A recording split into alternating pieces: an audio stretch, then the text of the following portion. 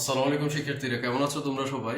আমি মোহাম্মদ সৌরভ হোসেন ভুইয়া আজকে আবারও হাজির হয়েছি নবম দশম এসএসসির সাধারণ বিজ্ঞান নিয়ে। আশা করি তোমরা সবাই ভালো আছো এবং তোমরা মনোযোগ সহকারে পড়াশোনা করছো। অবশ্যই মনোযোগ সহকারে পড়াশোনা করতে হবে। তোমাদের যারা এসএসসিতে আছো তাদের পরীক্ষাটা অনেক নিকটেই চলে আসছে। তোমরা একটু মনোযোগ সহকারে পড়তে হবে। যদিও তোমাদের সিলেবাসটা অনেকটাই শর্ট করে দেওয়া হয়েছে, এরপরও তোমাদেরকে অবশ্যই ভালো প্রিপারেশন নিতে হবে। আর যারা নবম অথবা দশম শ্রেণীতে আছো, তোমরা অবশ্যই প্রত্যেকে মনোযোগ সহকারে পড়াশোনা করো, ভালো করে পড়াশোনা করো। চলো আজকে আমরা ক্লাসটা শুরু করে দেই। আজকে আমরা আমিষের অংশটা থেকে দেখব। গত ক্লাসে আমরা শর্করাটা শেষ করেছিলাম, আজকে আমরা আমিষ থেকে দেখব। শুরুতে আমরা আমিষ বা প্রোটিনের রাসায়নিক যে ঘটনটা আছে সেটা সম্পর্কে জানবো। আমিষ বা প্রোটিন, আমিষের আরেকটা নাম হচ্ছে তোমার প্রোটিন। আমিষের মধ্যে রাসায়নিক উপাদান হিসেবে 4টি উপাদান পাওয়া যায়, অর্থাৎ আমিষ কার্বন, হাইড্রোজেন, অক্সিজেন ও নাইট্রোজেন, এই 4টি উপাদানের সমন্বয়ে গঠিত হয়ে থাকে। আমিষের আরেকটা নাম হচ্ছে প্রোটিন। আর এই আমিষটা আমাদের দেহের জন্য খুবই গুরুত্বপূর্ণ। তার কারণ হচ্ছে যে এই আমিষ বা প্রোটিনটার সাহায্যে আমাদের দেহটা তৈরি হয়, যার কারণে এটার পুষ্টিমূল্যটা অনেক বেশি, বা এটা আমাদের দেহ গঠনে মুখ্য ভূমিকা পালন করে থাকে, যার কারণে আমিষটা আমাদের দেহের জন্য খুবই গুরুত্বপূর্ণ একটি উপাদান। আমিষটাকে আমরা দুইভাবে পেতে পারি, অর্থাৎ আমরা এই আমিষটাকে উদ্ভিজ্জ উৎস থেকে পেতে পারি বা প্রাণীজ উৎস থেকেও পেতে পারি। উদ্ভিজ্জ উৎসগুলোর ক্ষেত্রে আমরা যদি শুরুতেই তোমার উদ্ভিজ্জ উৎস নিয়ে কথা বলি, উদ্ভিজ্জ উৎসগুলো হচ্ছে যে তোমার ডাল জাতীয় যত কিছু হয় সবকিছুই আমিষের উপাদান আছে, বা সবগুলো উপাদানই হচ্ছে আমিষযুক্ত। যেমন তোমার হতে পারে সিমের বিচি হতে পারে, তারপরে তোমার বিভিন্ন ধরনের ডাল হতে পারে, মসুরের ডাল হতে পারে। এই জাতীয় তোমার ডাল জাতীয় যত কিছুই আছে সবকিছুই হচ্ছে তোমার আমিষের উপাদান রয়েছে, অর্থাৎ আমিষ জাতীয় উদ্ভিজ্জ উৎস। আর প্রাণীজ উৎসটা আমরা খুব সহজে বলে দিতে পারি মাছ, মাংস, ডিম, এই জাতীয় যে উপাদানগুলো আছে সেগুলো হচ্ছে তোমার প্রাণীজ উৎস। তাহলে উদ্ভিজ্জ উৎসের মধ্যে তোমার ডালটা মনে রাখলে হবে, ডাল জাতীয় যা হয় সবকিছুই হচ্ছে তোমার উদ্ভিজ্জ উৎসের মধ্যে আমিষের উৎস। আর প্রাণীজ উৎসের ক্ষেত্রে দেখো একটু খেয়াল করে, প্রাণীজ উৎসটা আমরা অবশ্যই জানি, আমিষ বললেই তোমার মাছ মাংসের কথাটাই শুরুতে চলে আসবে। তাহলে মাছ মাংস হচ্ছে তোমার আমিষের উৎস, সবচেয়ে ভালো উৎস এটা আমিষের। আচ্ছা, এবার তুমি একটু খেয়াল করে দেখো, এই যে আমিষের উৎস সম্পর্কে জানলাম আমরা দুই ধরনের উৎস, একটা হচ্ছে উদ্ভিজ্জ উৎস, একটা হচ্ছে প্রাণীজ উৎস। এই আমিষটা তোমার আসলে মূলত কি কাজ করে থাকে আমাদের দেহের মধ্যে? আমরা যখন আমিষ জাতীয় খাবারটাকে গ্রহণ করি, আমিষ জাতীয় খাবারটা যখন তোমার পরিপাক হয়ে যায় সঠিকভাবে, হওয়ার পর এর মাঝ থেকে তোমার মূলত অ্যামাইনো অ্যাসিড তৈরি হয়ে থাকে, অর্থাৎ এই আমিষ জাতীয় খাবারগুলো অ্যামাইনো অ্যাসিড তৈরিতে সহায়তা করে থাকে। আমাদের দেহের মধ্যে এ পর্যন্ত 20 ধরনের অ্যামাইনো অ্যাসিড শনাক্ত হয়েছে, এর মাঝে 8টি অ্যামাইনো অ্যাসিড অত্যাবশ্যকীয়। তার মানে এই 8টি অ্যামাইনো অ্যাসিডের সাহায্যে মূলত আমাদের দেহটা গঠিত হয়ে থাকে বা দেহ গঠনে এরকম মুখ্য ভূমিকা পালন করে, যার কারণে 8টি অ্যামাইনো অ্যাসিড আমাদের দেহের জন্য খুবই গুরুত্বপূর্ণ উপাদান। এই 8টি অ্যামাইনো অ্যাসিডের সবগুলোই হচ্ছে তোমার প্রাণীয় উৎস থেকে পাওয়া যায়, যার কারণে প্রাণীজ যে আমিষগুলো আছে সেগুলো পুষ্টিমূল্যটা অনেক বেশি। এবং এই আমিষ জাতীয় উপাদানগুলো বা প্রোটিন জাতীয় উপাদানগুলো আমাদের দেহের মধ্যে যে তোমার হাড় হয়ে থাকে, অথবা আমাদের দেহের মধ্যে যে নখ হয় বা পশম হয় বা চুল হয়, এই উপাদানগুলো গঠনে মুখ্য ভূমিকা পালন করে থাকে। আমরা যদি প্রাণীর ক্ষেত্রে চিন্তা করি, অর্থাৎ পানির শুষ্ক ওজনে প্রায় তোমার অর্ধেক ভাগই হচ্ছে তোমার প্রোটিন, অর্থাৎ আমাদের দেহের মধ্যে আমরা যারা প্রাণীরা আছি আমাদের দেহের মধ্যে প্রায় তোমার 60 থেকে 75 ভাগ পানির পরিমাণ পাওয়া যায়। আমাদের দেহটাকে যদি শুষ্কভাবে ওজন করা সম্ভব হয়ে থাকে, অর্থাৎ পানি ছাড়া পানিবিহীন যদি শুষ্কভাবে ওজন করা হয়ে থাকে, তাহলে তোমার দেখতে পাবো যে আমরা প্রায় 50 ভাগ হচ্ছে তোমার প্রোটিন, অর্থাৎ অর্ধেকটাই হচ্ছে প্রোটিনের পরিমাণ। তাহলে এই ছিল আমিষ নিয়ে কথা। আর আমিষের যেমন তোমার উপকারী দিক আছে তেমনি অপকারী দিকও আছে। আমরা যদি খুব বেশি পরিমাণে আমিষ গ্রহণ করে ফেলি, অর্থাৎ অতিরিক্ত আমিষ খেয়ে ফেলি, এর ফলে আমাদের দেহের মধ্যে মেদের পরিমাণটা বেড়ে যাবে এবং এটা কিন্তু ক্ষতিকর উপাদান হিসেবেও তোমার ভূমিকা রাখে। যেমন তোমার অতিরিক্ত আমিষ গ্রহণের ফলে পিত্তথলিতে পাথর হওয়ার সম্ভাবনা থাকে অনেক বেশি, যার কারণে আমাদেরকে এমনভাবে খাবারটা গ্রহণ করতে হবে, পরিমিত পরিমাণে গ্রহণ করতে হবে। আর আরেকটা বিষয় লক্ষণীয়, সেটা হচ্ছে যে আমরা যে পরিমাণ ক্যালোরি আমাদের দৈনিক প্রয়োজন, আমাদেরকে কিন্তু ঠিক ওই পরিমাণ ক্যালোরি গ্রহণ করতে হবে। যেমন তোমার একজন প্রাপ্তবয়স্ক পুরুষের ক্ষেত্রে প্রায় তোমার 2500 কিলো ক্যালোরি শক্তির প্রয়োজন হয় প্রতিদিন, আর একজন প্রাপ্তবয়স্ক নারীর ক্ষেত্রে হয়ে থাকে তোমার 2000 কিলো ক্যালোরি। আমরা যদি এর থেকে বেশি পরিমাণ গ্রহণ করে ফেলি তাহলে সেটা কিন্তু আবার আমাদের ক্ষতির কারণ হয়ে দাঁড়াবে। খাদ্য যেমন আমাদেরকে সুস্থ জীবন যাপনের সহযোগিতা করে বা সহায়তা করে, ঠিক একই রকম অতিরিক্ত খাদ্যটা আবার আমাদের দেহের জন্য খুবই ক্ষতিকর হয়ে দাঁড়ায়। এবার আসো আমরা স্নেহ পদার্থ অথবা তোমার লিপিড নিয়ে কথা বলবো। স্নেহ পদার্থটা একটু খেয়াল করবে। স্নেহ পদার্থ বা লিপিডও বলতে পারি আমরা এটাকে। হ্যাঁ, একটু দেখো, স্নেহ পদার্থ তুমি অবশ্যই খুব সহজে জানো। ফ্যাট জাতীয় যে উপাদানগুলো হয়, চর্বি জাতীয় যে উপাদানগুলো হয়, এগুলো হচ্ছে স্নেহ পদার্থের উৎকৃষ্ট একটি উপাদান বা উৎকৃষ্ট উৎস বলতে পারি আমরা। চর্বি জাতীয় উপাদানগুলোকে মূলত তোমার ফ্যাট বলা হয়ে থাকে। এটি দুটি উপাদানের সমন্বয়ে গঠিত হয়। এর একটি হচ্ছে তোমার ফ্যাট আর একটি হচ্ছে গ্লিসারল। এই দুটি উপাদানের সমন্বয়ে মূলত তোমার স্নেহ পদার্থটা তৈরি হয়ে থাকে। আমরা এখানে একটাকে লিখতে পারি, তোমার ফ্যাট লিখতে পারি, তার সাথে তোমার গ্লিসারলটা যুক্ত হয়ে মূলত স্নেহ জাতীয় পদার্থ তৈরি করে থাকে।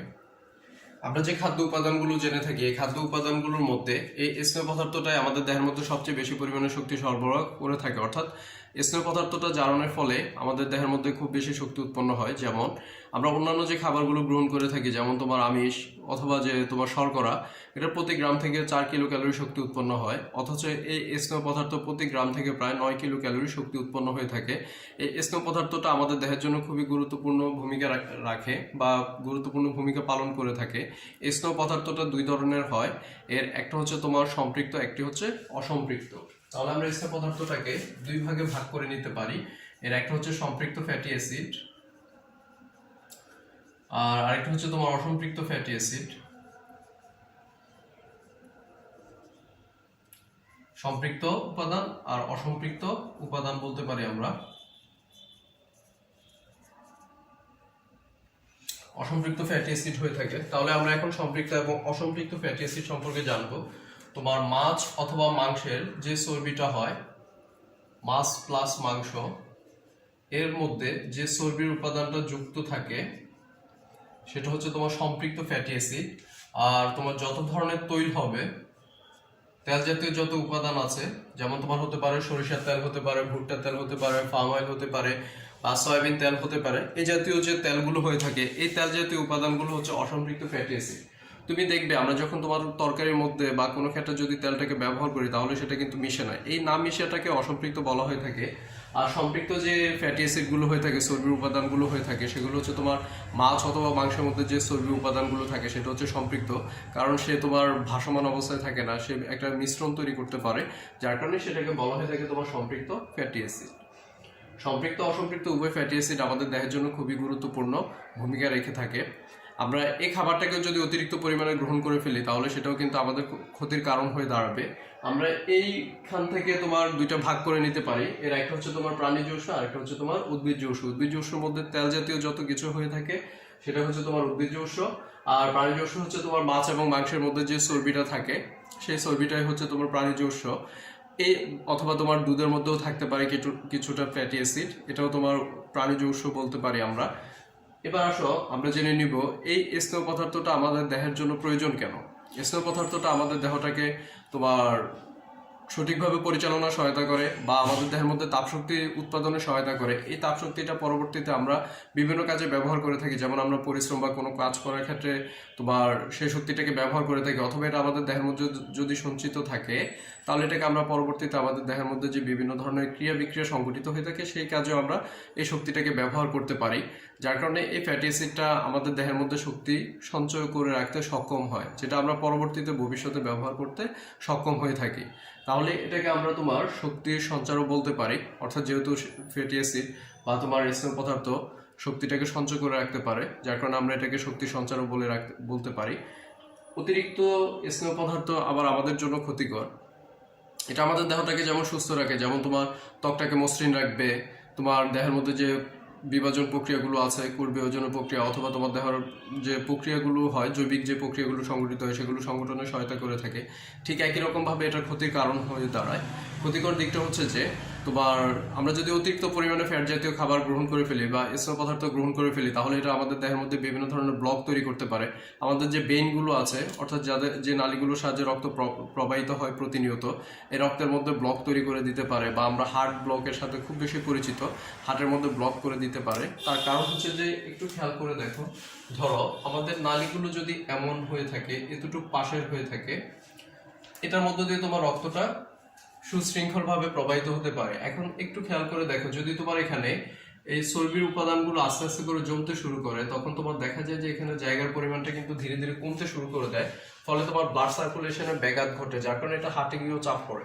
আর আমরা একটা বিষয় অবশ্যই জানি, সেটা হচ্ছে যে আমাদের দেহের মধ্যে যে পরিমাণ রক্ত থাকে, যেমন 6 লিটার রক্ত থাকতে পারে স্বাভাবিক পরিমাণ, এই 6 লিটার রক্তটা কিন্তু তোমার প্রতিনিয়ত কিডনি দ্বারা ছাকা হয়, হার্টের মধ্যে সেটা গিয়ে পৌঁছায়, হার্ট দ্বারা সেটা প্রবাহিত হয়ে থাকে, আমাদের যে হৃৎপিণ্ড আছে এই হৃৎপিণ্ডের মধ্যে দিয়ে সেটা প্রবাহিত হয়। তো যার কারণে এই চর্বির উপাদানগুলো বা চর্বির কণাগুলো সেখানে গিয়ে জমে যায়। হার্টের মধ্যে যে তোমার কপাটিকাগুলো থাকে, যেটাকে বাল্ব বলে থাকি আমরা, সেই কপাটিকার মধ্যে জমতে শুরু করে দেয়, ফলে কপাটিকার বিট দেওয়াটা একটু পরিমাণে কমে যায়, যার কারণে তোমার এখানে ব্লক তৈরি হয়ে যায়, বাধা সৃষ্টি হয় রক্ত প্রবাহিত হতে, যেটাকে আমরা ব্লক বলে থাকি। তাহলে এটা যেমন আমাদের দেহের জন্য খুবই গুরুত্বপূর্ণ ভূমিকা পালন করে, ঠিক একই রকম ভাবে এটা আমাদের ক্ষতির কারণ হয়ে দাঁড়ায়। এই ফ্যাটি অ্যাসিড আমাদের দেহের মধ্যে রয়েছে প্রায় 20 ধরনের, অর্থাৎ 20টি ফ্যাটি অ্যাসিড আমাদের দেহের মধ্যে থাকে। এটা খুবই গুরুত্বপূর্ণ। এটা আমাদের ভবিষ্যতে শক্তি সঞ্চয় করে রাখে, আমাদেরকে কর্মক্ষম করতে সহায়তা করে, এবং ভবিষ্যতের জন্য কোনো শক্তি প্রয়োজন হলে সেটা আমাদের দেহ থেকে সরবরাহ হয়। যেমন দেখো, আমরা রমজান মাসে যে উপবাস থাকি, তখন আমরা যে কাজকর্ম করে থাকি, সেই শক্তিটা কিন্তু আমাদের দেহের মধ্যে যে চর্বির কণাগুলো জমা হয়, সেই চর্বির কণাগুলো থেকে শক্তিটা সরবরাহ হয়ে থাকে। বা দেখা যায় যে আমরা অনেক সময় না খেয়েও কাজ করতে পারি, তখন মূলত এই চর্বি কণাগুলো আমাদের দেহের মধ্যে শক্তি যোগান দেয়, যার কারণে আমরা কাজ করতে সক্ষম হই। এই ছিল তোমার আমিষ বা প্রোটিন এবং স্নেহ পদার্থ বা লিপিড নিয়ে কথাবার্তা। আজকের পর্যন্তই। ভালো থাকবে সবাই। আল্লাহ হাফেজ। আসসালামু আলাইকুম।